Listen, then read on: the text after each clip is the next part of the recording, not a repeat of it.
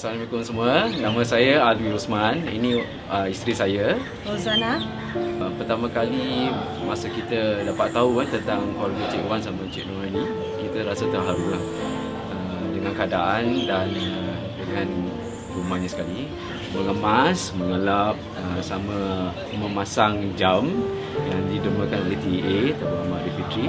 Dan kami harap Cik Wan sama Cik Nuraini sekeluarga bahagialah dengan kerja kita yang sedikit ini. Walaupun sedikit ni, insyaAllah mereka akan gembiralah sekeluarga lah, insyaAllah. Assalamualaikum, my name is Amira and I'm working with Tabung Amal. Basically what we did was we went over to this house and we tengok-tengok lah rumah dia macam mana, and we decided that kita boleh bantu this family lebih. Macam a bit terkejut lah because it's very plain lah. Kita Singaporeans, we don't expect to have this kind of families. So we took this family up lah. I think they are also happy, kita pun happy. So Alhamdulillah, I think hari ni was okay lah, it turned out great.